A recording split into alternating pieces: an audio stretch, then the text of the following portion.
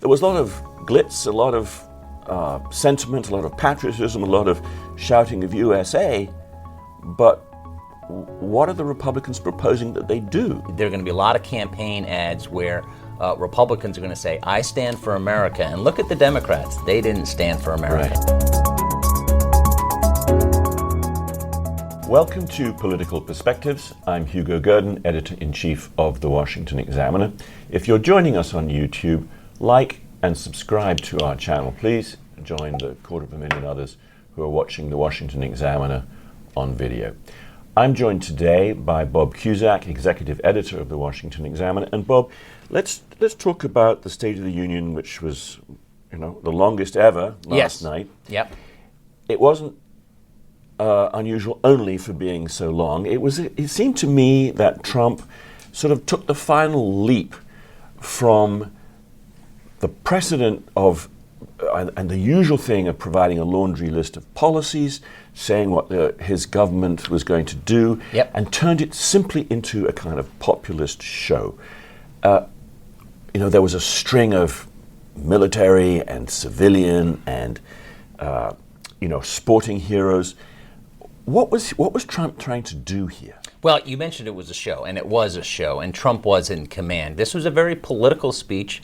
I mean, if you look at how Republicans started the year, they've stumbled, and Trump's numbers are not very good. But he really went on the attack for Democrats, and I thought the idea of saying, listen, if everyone wants to stand, I'm paraphrasing obviously, but if you want to stand for Americans over illegal immigrants, do that now. And the Democrats did not stand up. And I think that was a politically genius move that's going to have repercussions for the rest of the midterm election. Yeah, it was really sort of turbocharged populism. It struck me that, you go from, let's say, the sort of extraordinary grand entrance of the men's Olympic gold medal hockey team to an attack on Wall Street or an attack on the drug companies or kind of in-your-face confrontation with the Democrats.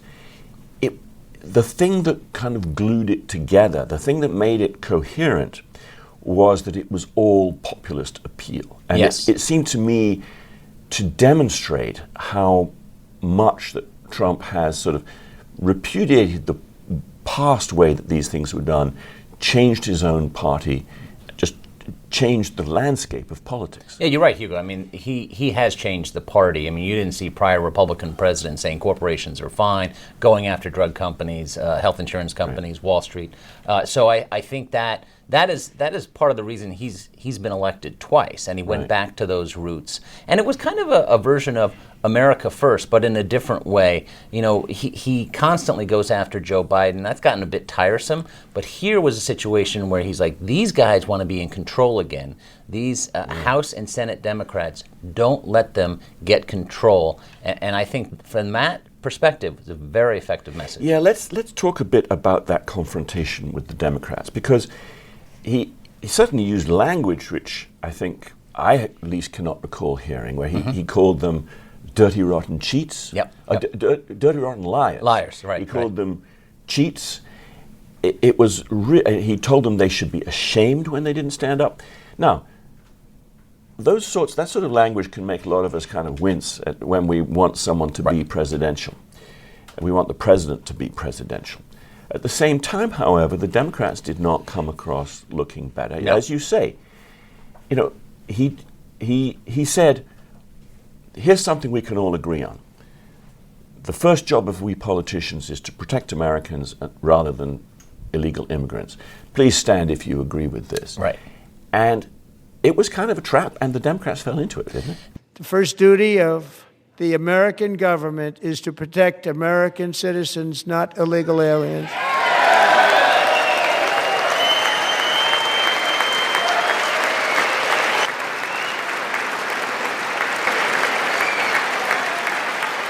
They totally did. And this is his show. This is the president's show because he won the election, of course, against Kamala Harris. And Democrats shouting back at the president. Whether that's done by, remember, Congressman Joe Wilson did that at Obama. Not a good look. Right. It just doesn't work because it's his show. He gave it with authority. And the other thing, Hugo, is that, you look at Trump's ratings, and depending on what poll you're looking at, he's in the low 40s. He certainly did not deliver that speech like he's in the low 40s. I mean, he gave it with authority, and he really baited Democrats, and I think they made some major mistakes. Hakeem Jeffries, the House Minority Leader, had told his caucus, behave, and again, they did not behave. Well, and in at least 2 or 3 different ways. One, they didn't know whether they were being baited into or tricked into standing for Trump, or being tricked into sitting when he was saying, let's stand up for Americans. But in a couple of other ways, too. As you mentioned, the heckling, a couple of squad members, Ilhan Omar, Rashida Tlaib wearing a big badge with a F ICE on it in the House.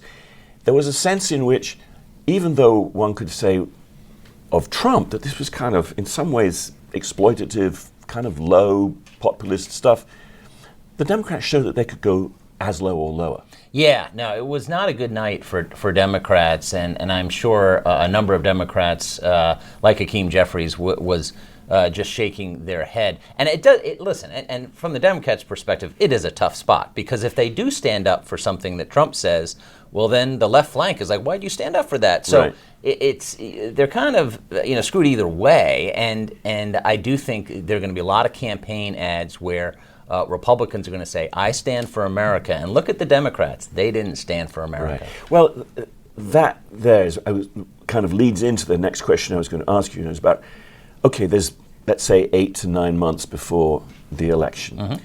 One got the feeling that this was the launch of the election campaign. There was very much a sort of show of unity on the Republican side. And it seems like their theme is, if one could encapsulate it, was, we are for America and Americans. The other side can't win unless they cheat, and they won't even stand up for Americans.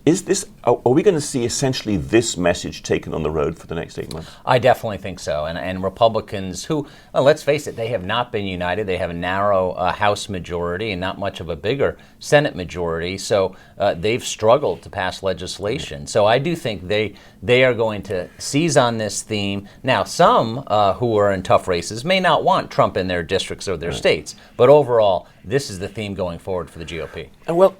But can it be effective? I mean, the flip side of the fact that it was not a laundry list of policies means that it is sort of empty of proposals of solid things they want to do. So there was a lot of glitz, a lot of sentiment, a lot of patriotism, a lot of shouting of USA, but what are the Republicans proposing that they do that should get them reelected? Yeah, no, that's a very good question, because obviously the big beautiful bill was everything. It was a massive bill that had basically all of Trump's policy agenda, and that did pass in July of last year. What do they do now? I mean, it remains to be seen. They have the shutdown now, so they got to fix that. But as far as what they're going to do, the SAVE Act is definitely on the agenda, but there's not the votes unless they do a change to the filibuster rules.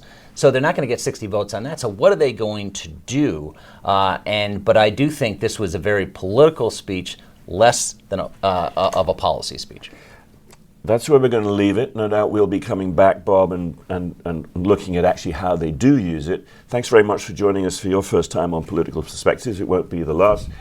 Thank you very much for joining us. And remember, like and subscribe to the Washington Examiner YouTube channel.